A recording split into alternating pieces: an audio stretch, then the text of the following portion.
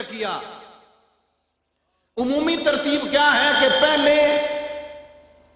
آیات ربانی کی تلاوت ہوگی، پھر اس کی تشریح، توضیح، تفسیر، تعلیم کتاب و حکمت ہوگی۔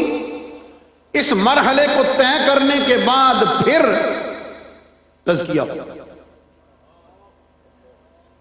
لیکن ایمان والو، اے غلامان مصطفیٰ صلی اللہ علیہ وسلم، قبولیت دعا میں رب تمہیں یہ بتانا چاہتا ہوں کہ میرے محبوب کی شان ایک یہ ہے، ایک شان یہ ہے کہ جو بعد میں آنے والے ہیں ان کے لیے ترتیب وہی ہوگی، جو بعد میں آنے والے ہیں ان کے لیے ترتیب وہی ہوگی۔ پہلے آیات ربانی کی تلاوت، پھر تعلیم کتاب و حکمت، پھر تزکیہ۔ لیکن وہ خوش نصیب، وہ خوش بخت جو میرے محبوب کے دامن کرم سے ان کی ظاہری حیات میں وابستہ ہوں گے، انہیں پاک ہونے کے لیے، ان کے تزکیہ کے لیے، ان کے مزکہ و مصفہ و مجلہ ہونے کے لیے، ان کے لیے تعلیم کتاب و حکمت بعد کا کام ہے۔ وہ ایسے خوش نصیب ہیں ایمان لا کر جب ایمان کے ساتھ میرے محبوب کے چہرے والضحیٰ کی زیارت کریں گے، اللہ اسی وقت انہیں پاک کر دے، اسی وقت انہیں پاک فرما دے۔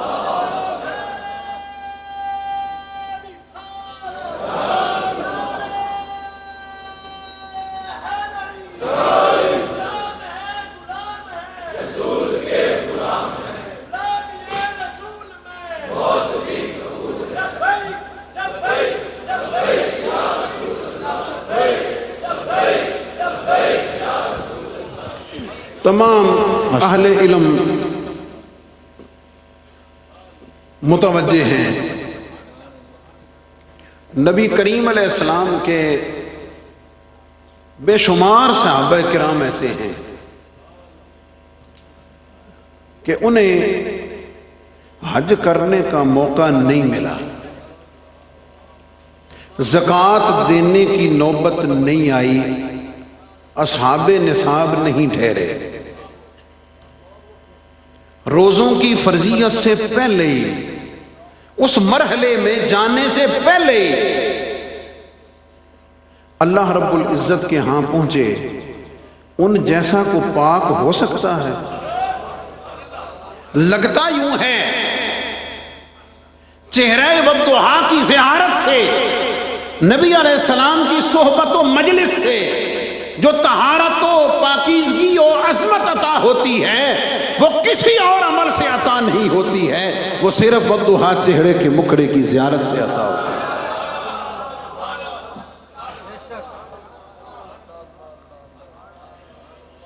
میں اسی سے منسلک کرتے ہوئے ایک دلیل بھی ہے اور نذرانہ محبت بھی ہے۔ ہم اہل سنت و جماعت کا الحمدللہ یہ عقیدہ ہے کہ امیر المومنین حضرت سیدنا ابو بکر صدیق رضی اللہ تعالیٰ عنہ، آپ کے دیگر اعزازات میں سے ایک یہ ہے کہ افضل البشر بعد الانبیاء بالتحقیق۔ میں اس پر جو برکت حاصل کرتے ہوئے جو میں نے فکر آپ کی خدمت میں عرض کی ہے، اس سے جو دلیل پکڑنا چاہتا ہوں وہ یہ ہے کہ حضور علیہ الصلوۃ والسلام کی صحابہ کی صف میں فضیلت کا سبب، جملے پہ توجہ دیجیے، فضیلت کے حصول کا سبب نہ نماز ہے، نہ روزہ ہے، نہ حج ہے، نہ زکوٰۃ ہے، صرف اور صرف زیارت مصطفیٰ ہے۔ ایمان کے ساتھ وجہ فضیلت، وجہ امتیاز، ایمان کے ساتھ صحبت و زیارت مصطفیٰ کریم صلی اللہ علیہ وسلم۔ جب بنیاد یہ ہے تو پھر سوچنا پڑے گا، جس کو زیارت جتنی زیادہ عطا ہوئی، جس کو صحبت جتنی زیادہ عطا ہوئی، اس کی فضیلت بھی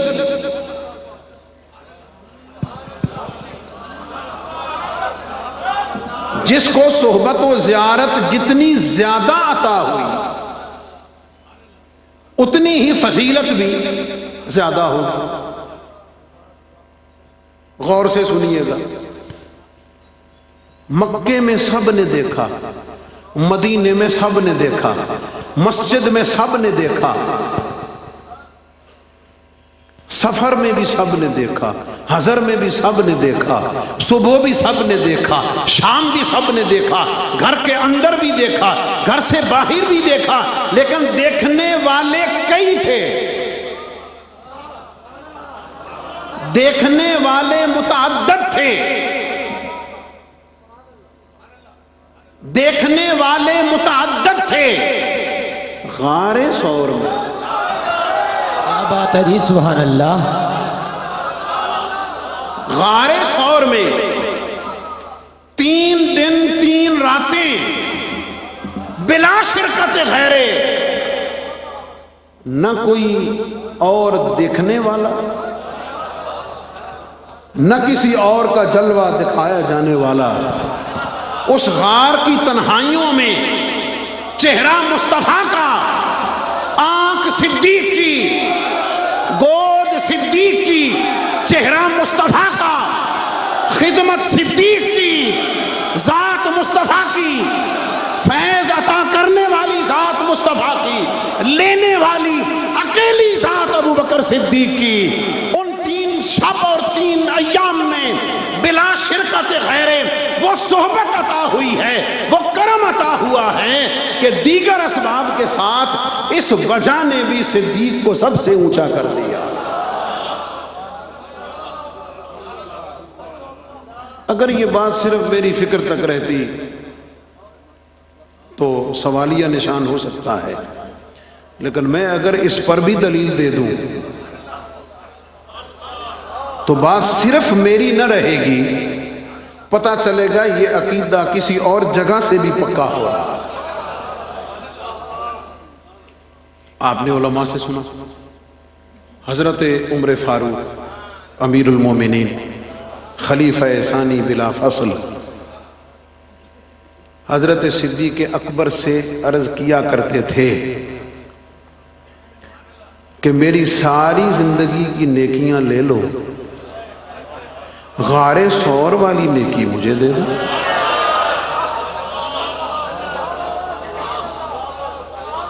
عام تو ہم یہی سمجھتے ہیں کہ شاید اس سے مراد نوافل، اذکار اور دیگر فضائل کا تبادلہ ہے کہ وہ سارے مجھ سے لے لے، غار ثور والی نیکی مجھے دے دے، لیکن تبادلہ کیسے درست ہو سکتا ہے؟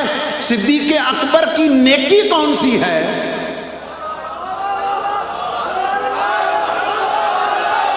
سبحان اللہ، اس غار ثور میں، غار ثور کی تنہائیوں میں کون سی نیکی ہے، کون سی سعادت ہے؟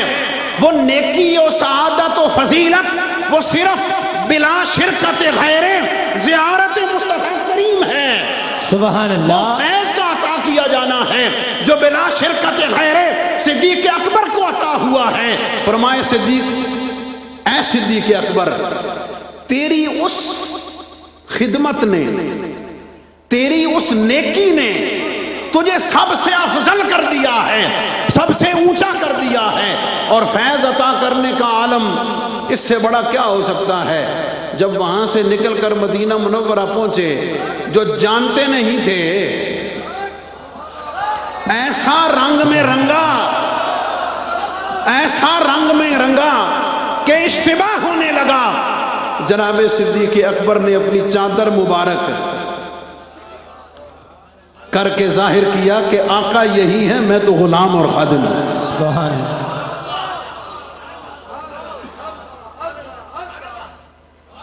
واپس پلٹے، یزکیہم، نبی علیہ الصلوۃ والسلام آپ کی صحبت پاک، آپ کی زیارت پاک کی برکت یہ ہے کہ تعلیم کتاب و حکمت رب نے بعد میں ذکر کی ہے، تزکیہ کو پہلے رکھا ہے، اور اس سے برکت حاصل کرتے ہوئے آخری بات، نبی کریم علیہ الصلوۃ والسلام نے بذات خود اپنے عمل مبارک سے اور قرآن مجید کی اس آیت سے امت مسلمہ کے لیے قیامت تک آنے والے اپنے سارے غلاموں کے لیے جو نظام تعلیم و تربیت دیا ہے، جو تعلیم و تربیت کا نظام دیا ہے، اس کے ارکان صرف 3 ہیں۔ سبحان اللہ۔ اس کے ارکان ثلاثہ کون سے ہیں؟ تلاوت آیات ربانی، تعلیم کتاب و حکمت اور تزکیہ۔ اسے عملی شکل میں ڈھالا، ایک مسجد میں، ایک مدرسہ میں، ایک خانقاہ میں اس کی عملی تعبیر و تصویر ٹھہرے۔ اسلاف اکابرین کے احوال کو اٹھا کر دیکھ لیجئے،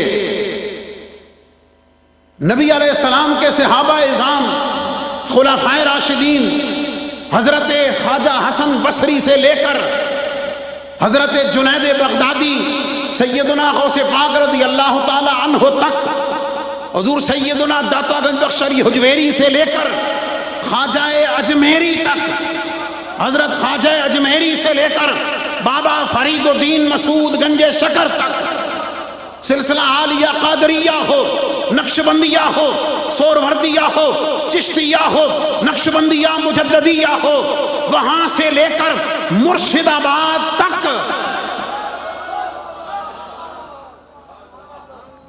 کامیابی کے لیے، عزتوں کے لیے، رہنمائی کے لیے، تزکیہ کے لیے، طہارت کے لیے، پاکی کے لیے، دین و دنیا کی فلاح کے لیے اگر ارکان ثلاثہ آج بھی ملتے ہیں تو صرف 3 ہی ملتے ہیں۔ ایک آیات ربانی کی تلاوت ہے، دوسری تعلیم کتاب و حکمت ہے، اور تیسری تزکیہ۔ اور دعوت فکر و اصلاح دیتے ہوئے اور بڑی ادب کے ساتھ اور بڑے اخلاص اور دردمندی کے ساتھ ہاتھ باندھ کے جس خانقاہ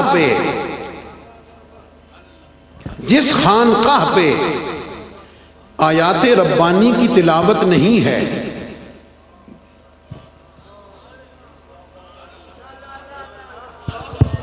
جس خانقاہ پہ آیات ربانی کی تلاوت نہیں ہے، اس کا مظہر ہے حفظ القرآن، اس کا مظہر ہے تجوید و قرات۔ جس خانقاہ پہ تعلیم کتاب و حکمت نہیں ہے، اس کا مظہر ہے درس نظامی، اس کا مظہر ہے تفسیر، حدیث، دیگر تمام علوم عالیہ۔ اور جس خانقاہ پہ تزکیہ نہیں ہے، وہ باقی کچھ تو ہو سکتا ہے، باقی کچھ تو ہو سکتا ہے، وہ خانقاہ اس منہج نبوت پر نہیں ہے جو منہج نبی پاک علیہ السلام نے عطا فرمایا ہے اور جو اللہ نے اپنے قرآن میں حضور کی امت کو عطا کیا ہوا۔ آج اس نظام تعلیم و تربیت کے احیاء کے لیے ان ارکان ثلاثہ کو نافذ کرنا ضروری ہے، ان ارکان ثلاثہ کو نافذ کرنا ضروری ہے۔ آپ خوش نصیب ہیں، آپ خوش بخت ہیں کہ آپ کو جن سے نسبت عطا ہوئی ہے، آپ کو جن سے نسبت عطا ہوئی ہے، وہاں صبح شام آیات ربانی کی تلاوت بھی ہوتی ہے، تعلیم کتاب و حکمت بھی ہوتی ہے، اور تزکیہ کا کام بھی کیا ہے۔ اور جیسے خلافت عثمانیہ کے چارٹر میں لکھ دیا گیا تھا کہ جب تک تم اس کو مضبوطی سے تھامے رکھو گے تمہیں زوال نہیں آئے گا۔ اگر آج بھی اس نظام کو جو بزرگوں سے عطا ہوا ہے اسے قائم رکھنا ہے تو ارکان ثلاثہ یہی ہے، ان کو نافذ کرنے کی، ان کو عام کرنے کی، ان کو تھامنے کی، اس پر عمل کرنے کی ضرورت ہے۔ اور حضور سیدنا داتا گنج بخش علی حجویری کا فرمان سنا کے اجازت چاہتا ہوں۔ ہم تصوف کو، طریقت کو، روحانیت کو کسی اور چیز میں ڈھونڈنے کے متمنی رہتے ہیں کہ شاید کسی اور بلا کا نام ہے۔ آپ کی تعلیمات یہ ہیں کہ علم جب عمل کے سانچے میں اخلاص کے ساتھ ڈھل جائے، سبحان اللہ سبحان اللہ، علم جب عمل کے سانچے میں اخلاص کے ساتھ ڈھل جائے تو اسے تصوف کہتے ہیں۔ 3 ارکان ثلاثہ ہیں، یہاں بھی ارکان ثلاثہ ہیں۔ علم جب عمل کے سانچے میں اخلاص کے ساتھ ڈھل جائے، تزکیہ کا دوسرا نام اخلاص ہے، عمل کا دوسرا نام تعلیم کتاب و حکمت ہے، اور آیات ربانی کی تلاوت ہے۔ فرمایا جب علم عمل کے سانچے میں اخلاص کے ساتھ ڈھل جائے اسے ہی تصوف کہتے ہیں۔ اس لیے اگر بقا چاہیے تو دوستی علم کے ساتھ کریں، بقا چاہیے دوستی تعلیم کتاب و حکمت کے ساتھ کریں، اور اگر پھر عروج و دوام اور بارگاہ رب العلا میں کوئی مقام چاہیے تو پھر تزکیہ کے دامن کو تھامنا پڑے گا۔ میں نے فکر انگیز کچھ باتیں عرض کی ہیں، اللہ رب العزت ہمیں اس پر سمجھنے کی، عمل کرنے کی، اور تمام حضرات کو اس پر خصوصی محبت و شفقت کے ساتھ توجہ فرمانے کی توفیق عطا فرمائے، اور کم از کم جن بزرگوں کا نام لے کر ہم اپنی پہچان کراتے ہیں،